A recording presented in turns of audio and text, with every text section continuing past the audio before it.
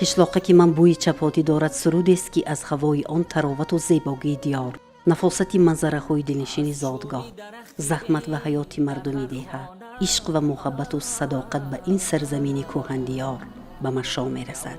سرودی است که 100 سالهای دیگر از صفحه های درخشان صنعت تاجیک برای امروزیان و آیندگان چون گوهری نایاب و محبوب و دلپسند صدا خواهد داد. اگرچه چند سال قبل صاحب این صدا هنرپیشه شایسته تاجیکستان قربانعلی عبداللهیف به عالم باقی پیوست، ولی صدای متنتن، لحن گوارا و چهره دلپذیرش تا هنوز در صحنه قلب دوستداران هنری او سرود می‌خواند.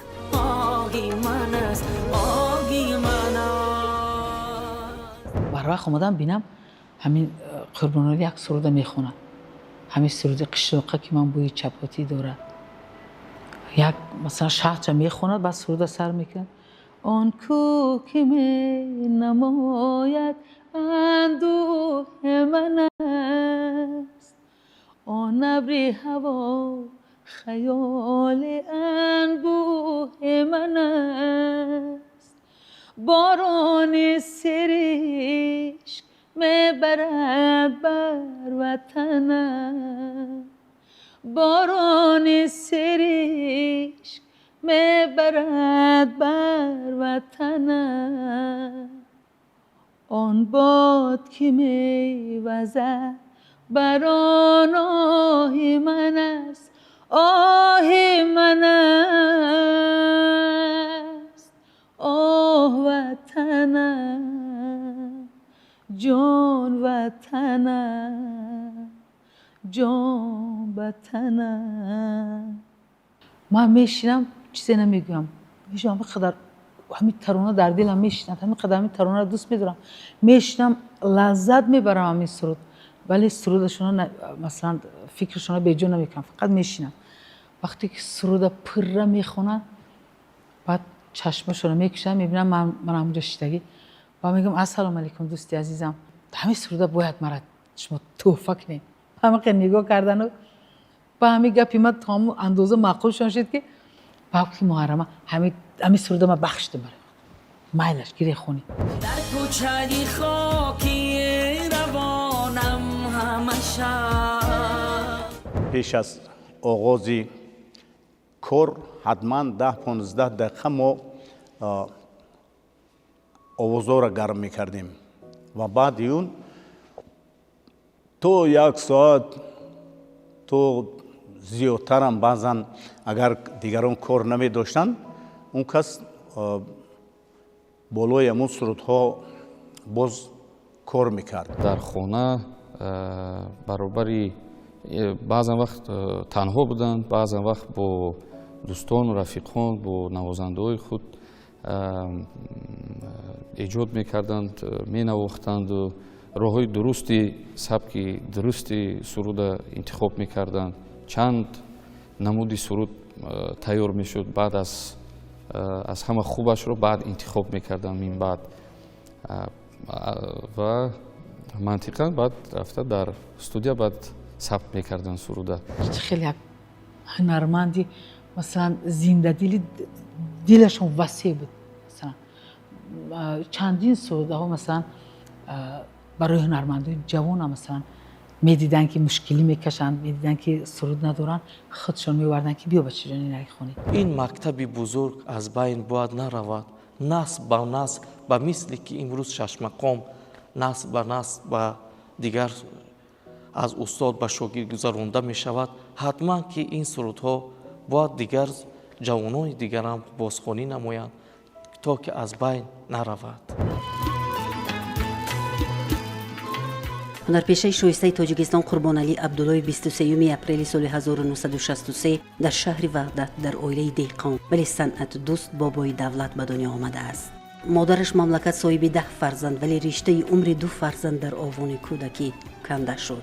از نقل فرزندان همه فرزندان کم و بیش به سرود و موسیقی رغبت داشتند ولی قربانعلی از میان آنها مهارتی به همتا داشت. هنگامی در صنف 4 خواندن به محفل آوازخوان‌های جوان مکتب شامل می شود. سال 1977 در آزمون آوازخوان‌های نورس لیاقت سرودخوانی قربانعلی مقبول دیرکتور آن وقته مکتب موسیقی به نام ملیکه صابرова می گردد.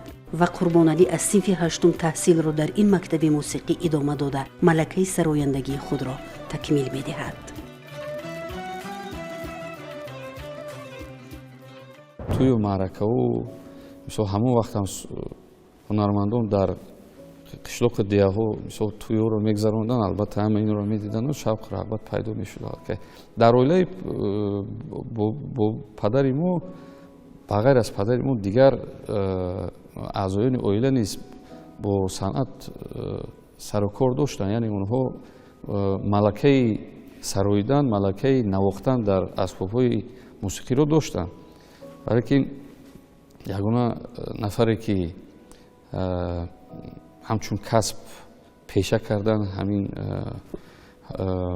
صنعت رو، این کسب پدری ما هستن.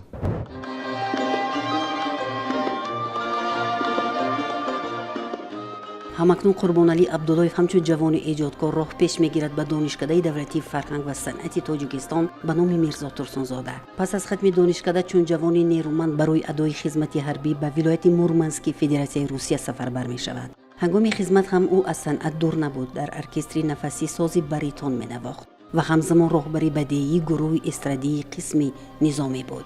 دوام 2 سال در رادیوی ولایتی مورمنسک 9 ترانه تاجیکی ثبت کرده است. همین طور تجربه های جهانی او را قوی تر کرد و بعد از بازگشت به انسمبل دریایی کمیته تلویزیون و رادیوی تاجیکستان به کار دعوت می شود و تا نفقه برآمدن در آنجا فعالیت نمود.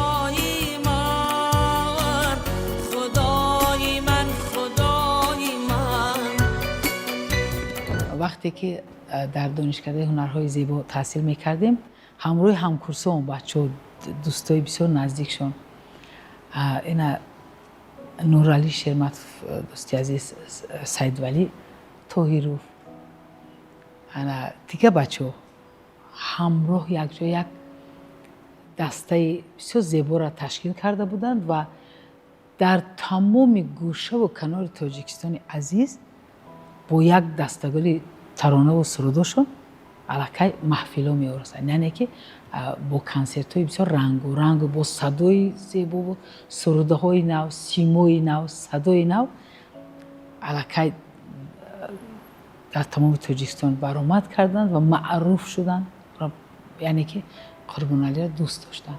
اونا از ما کمتر پایانتر میخواندن در دانشکده. قربانعلی علاقه در همون دوره‌های دانشجویی در بین مردم خیلی شناخته شده بود با چند سرودهایی که مثلا کجا میره شتابان و چند سرودهای دیگر بودن که در همه وقتها بسیار در بین مردم یک زمزمه میشد از طرف بسیار هنرمندا و بسیار مردم گوش میکردن.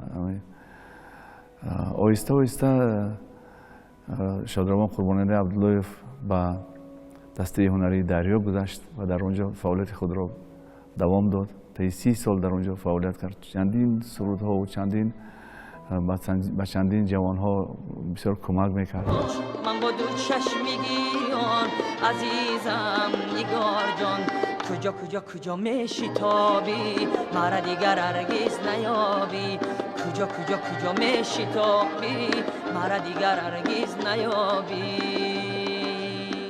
موسیقیچی پروفسیونال بود، کسبی بود. هم مکتب موسیقی را به خوبی آموخته بود و هم در دانشکده صنعت نیز این هنر را دوام داده است. در برابر مطرب بودنش همین خیلی نگاه کنیم، همه آهنگ ها در درجه کسبی ایجاد شدند. یعنی که او آهنگساز هم بود، نه تنها برای خودش آهنگ ایجاد میکرد بلکه برای دیگر هنرپیشه‌هایی که در انسامبل بودند آهنگ ها ایجاد میکرد. وقتی که در حالت کاری هر یک هنرمندان پای هم با دسته هنری مطربان سرودهایشون را تمرین میکردند، وقتی که وقتی تمرین استاد قربان عبداللهیف فرا می رسید، برای من یک شکوه خیلی хоси дигар мебахшид ин лаҳзаҳои корӣ. лаҳзаҳои корӣ ки аз соати 9 то 12:45 фаро мегирифт, барои ман хеле ин лаҳзаҳо камӣ мекард. мегуфтам ба худ ки кош ин лаҳзаҳои корӣ то соати 2-3 рӯз идома меёфт. و هر سحر وقتی که ما میرفتیم آواز گرم میکردیم. انمی هم وظیفه مثلا عبداللطیف بود. آواز گرم میکردیم و تمام اون ترانه و سرودهای دست جمعی که انسمبل دریا دارد، در تمام همین سروده ها سهم شادروان قربانعلی عبداللطیف است. هم ترانه رو استاد مثلا استاد سعید بیلال رو مثلا می آوردن، سرود پیشنهاد میکردن، یک بار یاد میدادن، تمام. باقی فقط همه ما با قربانعلی عبداللطیف مشق میکردیم. پای بندی ملکی هستی در خوری پروانه نیست، پروانه نیست. همکنون هنرپیشه شایسته تاجیکستان قربانعلی عبداللطیف با طرز و شیوه آوازخوانی خاص پورا به جهان هنر وارد گردید. او را به برنامه صداد شیپورنواز تلویزیون تاجیکستان دعوت کردند و در آن برنامه 2 ترانه را با اشعار ادیبان نامدار چون میرزا ترسونزاده و باقی رحیمزاده سرود. کفکوبی‌های بیستی مخلصان به قربانعلی جوان نیروی دیگر می‌بخشید. او مسئولیت بیشتر در این راه مشکل و پر افتخار احساس کرد و البوم سرودهایش قشلاقکی من، چشمم مستی تو باشد، دوشنبه، لیلا، سنما، اولین عشقم تو بودی، چهره خیال، کجا میروی عزیزم، خیال خام، بیبوسم و غیره روی کار آمدند. هنرمندی که سرودهایش را مثلا بعد از گذشتن بسیاری ها میخوانند، او هنرمندی ماندگار میشود. مثلا ببینید از گذشتن قربان عبداللطیف چند سال گذشت، امروز ما در هر جا قشلاقی که من بوی چپاتی دارد را میشنویم. دیگر هنرمندا مثال اجرا میکنند و امروز هستند هنرمندای جوانی که در مکتب قربانعلی عبداللطیف، در پیرهی قربانعلی عبداللطیف سرودخوانی میکنند. تو چون صبحی صفا باری، تو را من دوست می‌دارم، به جانم فیض می‌آری، تو را من دوست می‌دارم، از آن روز تو را دارم، نه خوابم من نه بیدارم، میانی خواب و بیداری، میانی خواب و بیداری، تو را من دوست می‌دارم، تو را من دوست می‌دارم. او آوازی بسیار زیبا داشت. لرزش ها و لپش های بسیار زیبا در آوازی اون نفر بودند. نه تنها در صحنه، در برآمدهای تلویزیونی و رادیویی او موفق بود. همچنین خلق او را همیشه به چهره‌بینی های خود دعوت میکرد.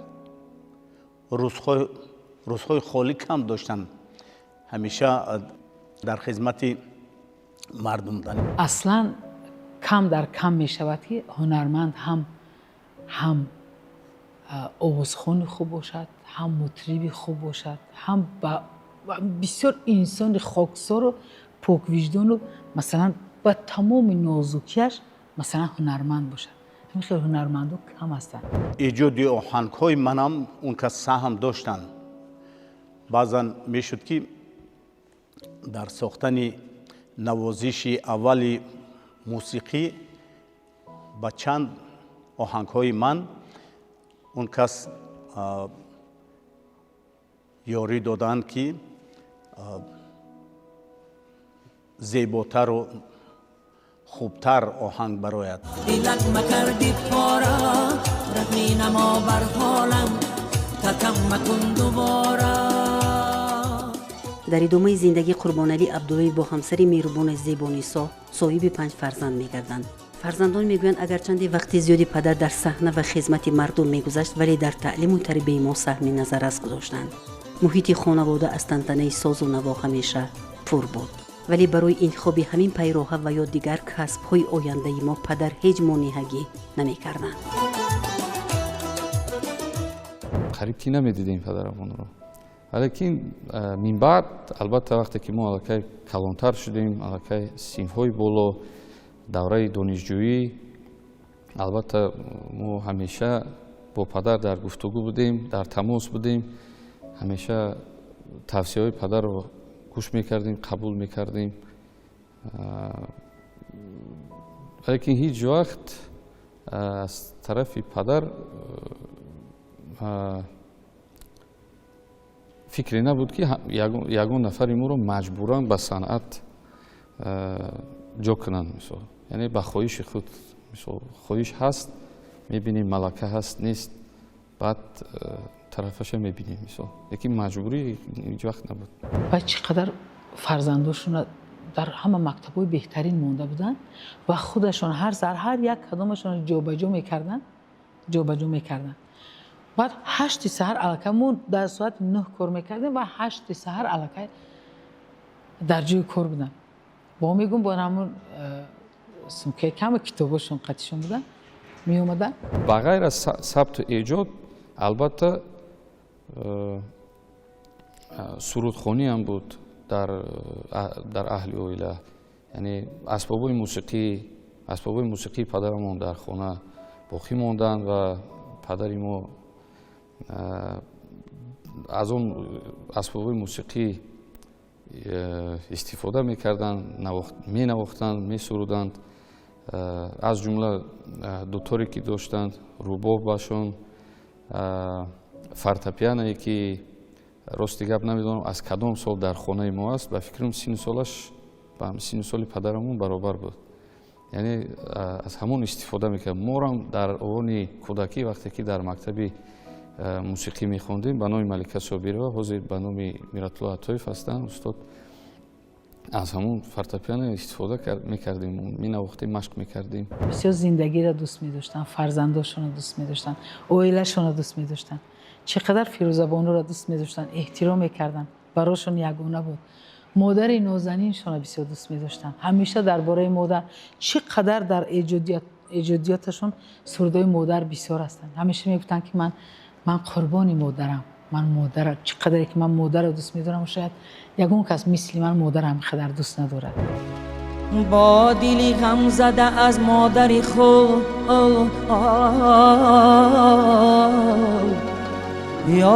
یاد کنم.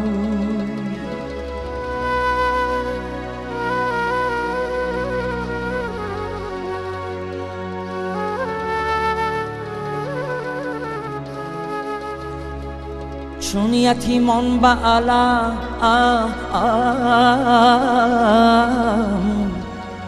ناله و فریاد کنم.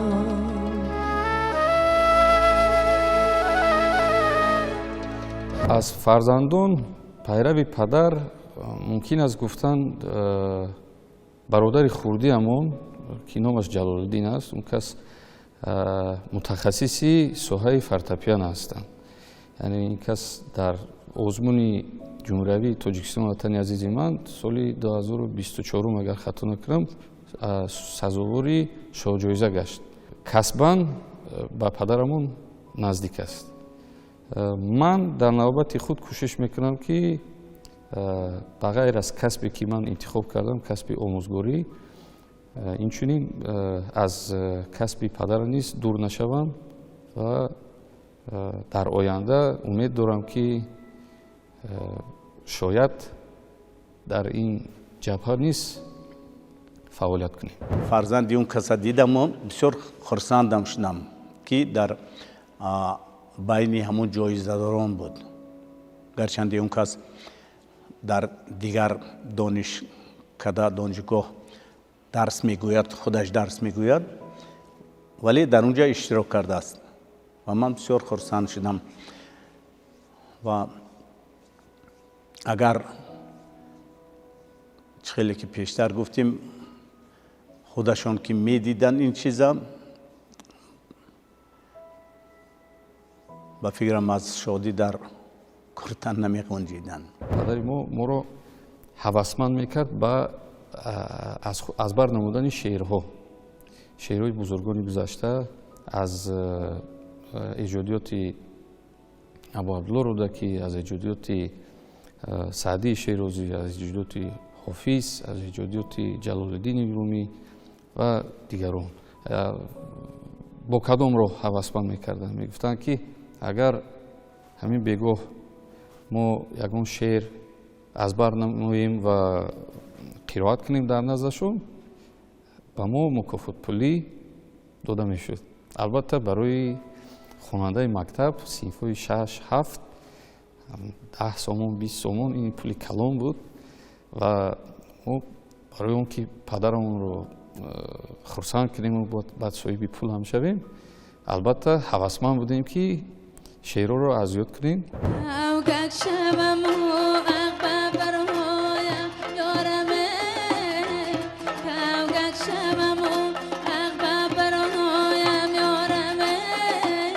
شاهین شبم و تو را فرارم جانم، شاهین شبم و تو را فرارم جانم. аз нақли дӯстон ҳар нафаре ки ба ансамбли дарёи кумитаи телевизион ва радиои тоҷикистон ворид мешуд, нахуст аз кӯмаки Қурбоналӣ Абдуллоев бархудор мегашт, зеро ӯ барои шогирдонаш заҳмати самимона мекашид. ҳусейн шарифов аз зумраи он ҳунармандони ҷавонест ки дар муҳити ин мактаб обутоб ёфт.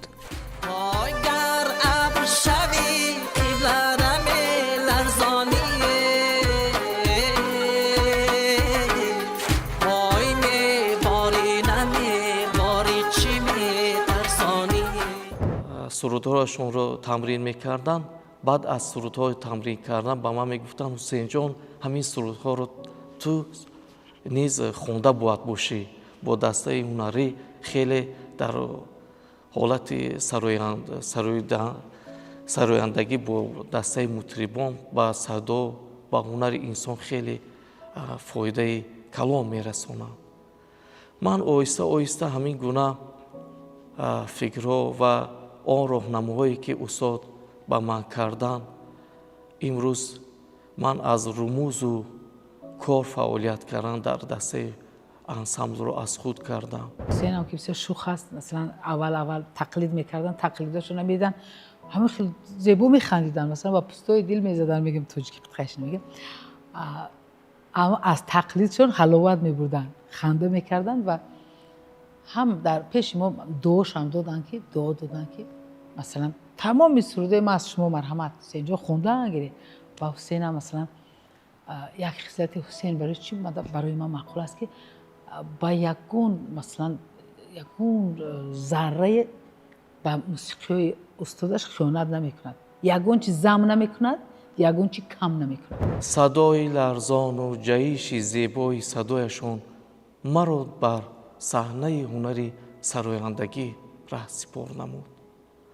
вақто ки як рӯз устод Қурбон Абдуллоев бо дастаи ҳунарии мутрибону сарояндаҳо як сурудро мехонданд ва дар як ҷои ин асари чанд овозае ки ҳунармандон бо дастаи мутрибон дар як ҷойгӣ месароиданд, як лаҳза ҳама хомӯш месодану он ҷои сурудро устод Қурбон Абдуллоев месароид. вақто ки ҳолати тамрин ба анҷом расид, ман бо худ ҳамун ҷои сурудро хеле замзама кардам. аз ҳамун лаҳза садои ман бо садои устод Қурбон Абдуллоев бо ҳам пайваст. زی هر یک تابی زلفانت بیبوسم، زی هر یک خاری میجوانت بیبوسم، غلطهای مهینت را بیمانم، زی هر یک دانه دندانت بیبوسم. вақте ки як ҳунарманди нав вориди дастаи ҳунарии дарё мешуд, сараввал дасти ӯ ҳунарманди ҷавона Қурбоналӣ мегирифт. яъне ки ӯ як андак таронаро меовард, масалан мегӯфт ки устод ҳамира бо ман андак кор мекардед, ӯ ҳамун як мусиқии андак овардагиро ба як мусиқии бисёр зебои фароғ мубаддал мекард. яъне ки бо ҳамун ҳунарманди ҷавон ҳам аз ҷиҳати овоз кор мекард, ҳам мусиқиро кор мекард. яъне ки дастгирии ҳамин شادروان همین بود که تمام هنرمندای جوان از مکتبش آگاه میکرد. وقتی که از ناحیه به مرکز میایی بخواهی نخواهی حاضر به فعالیت انسامبل های کلان آشنا نیستی و در برابر دیگر استادان قربان علی نیز در این راه مرا همیشه همراهی داشت در راه هنر. ҳамеша дар такобуи ҳамон эҷодкорони ҷавон буданд ки як сурудро барояшон эҷод карда бошанд ва вақте ки сурудҳоеро дастаҷамъӣ ё ки сурудҳои худашонро ба дастаи мутрибон ки ман он вақт дар гурӯҳи мутрибон менишастаму рубоб менавохтам ҳар як такти он мусиқиро алоҳида алоҳида бо ҳар як мутриб мегузаронданд. албатта хона меомаданд дар корам мо ҳам дар хона медидем он касоро ҳам дар ҷои кор ҳам дар телевизион махсусан яке аз шогирдонашон акай ҳусейн шарифов ҳастанд ки дар телевизион дар иҷроиши он кас сурудои падарамонро шунида будем. бисёр бо сабки хуб дар сатҳи баланд иҷро карда буданд сурудои падарамонро. ман аз ӯ сурудҳое ки хондам хирмани гул, бибусам, шитобон, моҳиман, дилдил, дили ман, таманно яке аз сурудҳои пешчинае ки 35 сол пеш ин сурудҳоро устод хонда буданд. ҳадафу мароми ман аз ин бозхонии сурудҳои устод қурбоналӣ абдуллоев дар он аст ки ҷавонони имрӯз ки ба соҳаи санъат рӯ меоранд аз мактаби бузурги устод Қурбон Абдуллоев ва аз мактаби сурудҳои халқӣ бояд огоҳӣ дошта бошанд.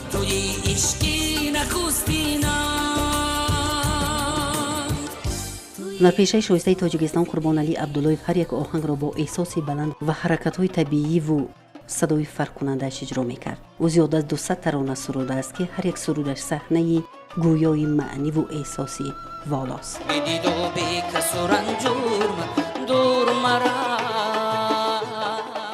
ҳаракатҳои махсусе ки он кас доштанд дар вақти иҷроиши ин ё он сурудашон ин оиди он ки ҳар як ҳунарманд ҳар як санъаткор як нишонаи махсуси худро дорад ки аз дигарон он касро фарқ мекунад. чунин хусусиятҳои фарқкунандаи падари мо ҳамин буд. бисёртар ҳангоми сурудани суруд чашмоша мепӯшид. бисёрионеву баъзе аз нафарон мегуфтанд ки ин ана хуб нест барои як сароянда чашм пӯшида суруд хондан, вале он нафар мегуфт ки ман амун чашмома напӯшам худам лаззат намебарам аз амун хондани суруд. баъд дошт ки ларзишҳои бо сару бо гардан дошт ки ба назари ман он ларзишҳоам зебо буданд, хуси он кас буданд. خودشان میگفتن که اگر من چشمه و پوشیده نخوانم اون چیزی که میخواهم در همون ترانه در همون سرود خونده نمیتونم. یعنی چیزی که من میخواهم به همون مخلص هم دادن نمیتونم و از روز اول که من چشم پوشیده خواندم مخلصی من مرا هم خیلی قبول کرد. فکر کنم که این حالت مخصوصی اجرایشی سرود بود. فکرایشون جمع میشد از تحت دل اجرا میکردن سروده و عموما ما وقتی که یک چند مرتبه پرسیده بودم پدرم رو که برای چی چشمانت رو میپوشید خودشون میگفتن که خودم نمیدونم خودش هم خیلی میشود میگه. گفت که در یکی از چهاربینی ها کدام یک نفران به ترتیبی کردند گویا و این قربان علی وقتی که سرود میخواند چشمانش پوشیده وقتی که مفتشون پرسان میشن میگه برادران عزیز من در وقت سرود خوندن نمیبینم یگان نفر و من همیشه چشمم پوشیدگان از این رو در این باره خبر ندارم گفتم و همین مضمون میگه من از پرسش مفتشانم خلاص خوردم. از من خواهش کردن که آن سرودها و آهنگهایی که تو در چند اسبابها تقسیم کردی یک پیشنهاد دارم که آن را روی ادوار بیاری. همین پیشنهاد استاد مرا قرار نگرفت. من با یک کتاب رازی سازها که در 4 آواز نوشته بود این همون پیشنهاد استاد قربانعلی عبداللهیف بود که باری نخست در تاریخ موسیقی کسبی برای انسمبل‌های تعلیمی و کسبی روی چاپ آمدند. به یگان کس مانند نبود. او یک مکتبی خاص و مخصوصی خودش را از اول داشت. با همین مکتب خودش از این عالم گذشته رفت و امروز بسیار جوانها هستند که در پیرهی همین مکتب سرودهای اجرا میکنند. سرودهای آهنگهایی که از عبداللهیف باقی مانده است آن را اجرا میکنند و اگر سرودهایی را که مثلا با آهنگهای دیگر کسان باشند بخوانند همون در معلوم می شود که در پیرهی مکتبی قربانعلی عبداللهیف اجرا شده ایستاده است. در ماه زند لاف که ماند به جمالت بین مای رخی خویش ما انگشت نما ای سر بیکشمم از چمن و باغ زمانه بیخرام در این بزم و 200 جام قبا کن بیخرام در این بزم و 200 جام قبا کن. او بیشتر به اشعار جلال‌الدین بلخی، سعدی شیرازی، حافظ شیرازی، کمال خوجندی و شاعر معاصر بازار صابر آهنگ بسته سراییده است. فرزندی پدر در پسی در دل من مان در دل من مان. از خاک وطن گوری پدر در دل من مان در دل من مان مادر چو مزاری لبی جر در دل من مان در دل من مان در بسته و فرزندی پدر در پسی دراز آی در پسی دراز فرزندی پدر در پسی در دل من ما در دل من ما. در بابت مادر، در بابت وطن، در بابت عشق و مهر و محبت بسیار سرودند و در بین مردم اگر خطا نکنم در آغون جوانی اولین سرودی که پدری ما رو مشهور کرده بود این کجا میره شتابان بود. سالی 86 ممکن 87 باشد و من بعد چندین سرودهایی رو ایجاد کردن که در قلب مردم جا گرفتند. ترانه‌های مادرشون بسیار است ولی امروز یک ترانه‌شون بی‌نهایت مثلا هم هنرمندای از جانب هنرمندای مرد هم از جانب بانوها سراییده می شود. همین آزمونایی که می شود ببینید محبوبیت هنرمند ببینید هر سال مثلا در همین آزمون تاجیکستان وطن عزیز قریب 50% همین هنرمندا ترانه‌های همین آوازخوان همین نفرایی که در آزمون‌ها اشتراک میکنن همیشه از ترانه‌های قربانعلی عبداللهیف استفاده میبرند. در بابت مادر یک چند سرودی مشهور دارند. مخصوص سرودی که آخرین سرودی که ثبت شده بود و حالا در قلمرو تاجیکستان بسیاری مردم تاجیکستان به فکرم که میدونن این سرود دوست میدارن ва ман рости гап чунин сурудҳои ҳасоснокро то охир гӯш карда наметавонам, барое ки бисёр сурудҳое ҳастанд ки таъсир мерасонанд. سراپا گشتم افغانی مادر. бинед чӣ гуна сурудҳоро ба ҳамун шунаванда ва бинанда мерасонданд. махсус ҳамин сурудҳоро бисёр самимона иҷро карданд. агар дар ин сатҳи баланд сурудҳо иҷро намешуданду сароида намешуд, имрӯз ин қадар мухлисони зиёд пайдо намешуд. ҳамчунин ногуфта намонад ки ҳунарманд бо сароидани дуэт ва бадиахонӣ низ маҳорати беҳамто дошт. шояд аз камтарин ҳунармандоне бошад ки дар ин сан бештар кор кардааст. суруди алвидо, соқиё маро дарёб, ёри вафодор, худоҳофиз, туро хоҳам, хирмани гул ва ғайра бо ҳунармандони маҳбуби кишвар сароидаанд ки мақбули ҳамагонанд. بشکست مگر پیمانه دل، بشکست مگر پیمانه دل، بشکست مگر پیمانه دل.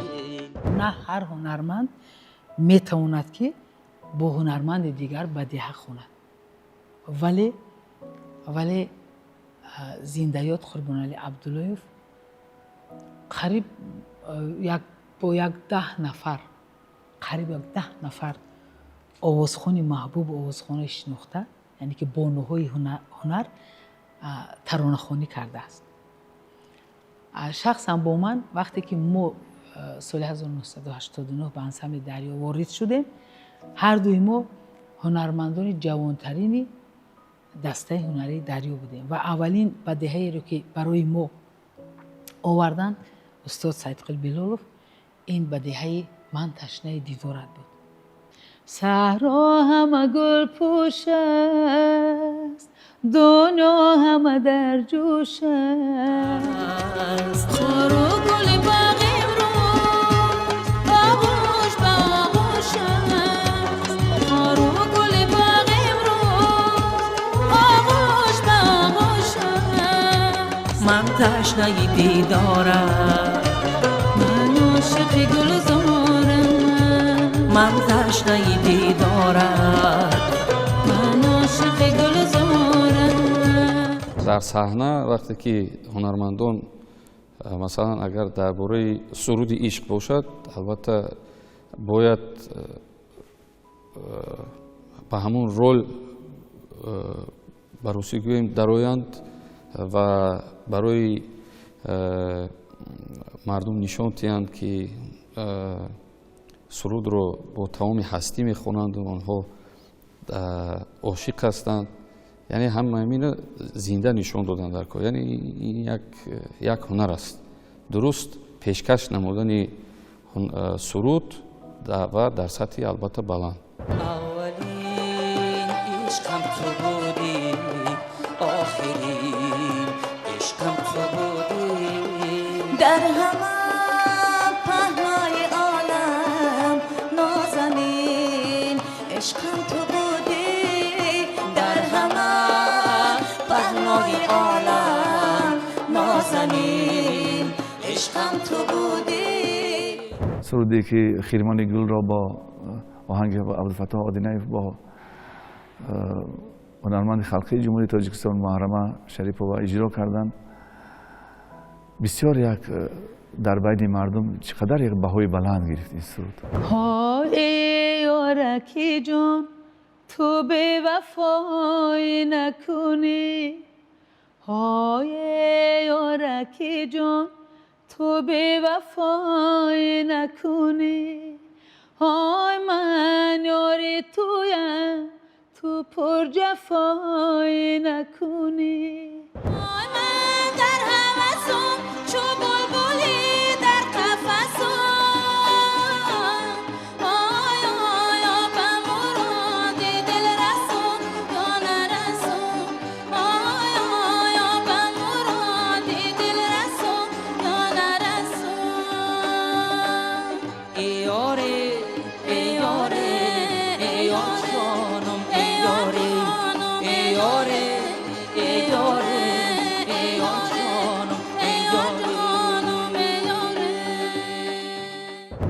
آوازی زنانه و هم آوازی مردانه با اون درجه همین صدا میداد که گویا که به قلب شنونده رفته میرسید. همین خیلی سرودها بسیار بودند که از شادروان قربانی عبداللهیف باقی ماندن. این سرودها هیچگاه این هنرمند را از بین مردم دور نمیکنه.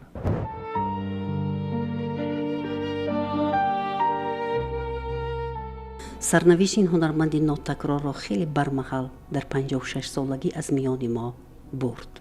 انیخترش سنه 11 ینوری سال 2021 اختری تابان که سراپا هنر بود از آسمان صنعت تاجیک کنده شد. ولی از قلب‌های مخلصان نه.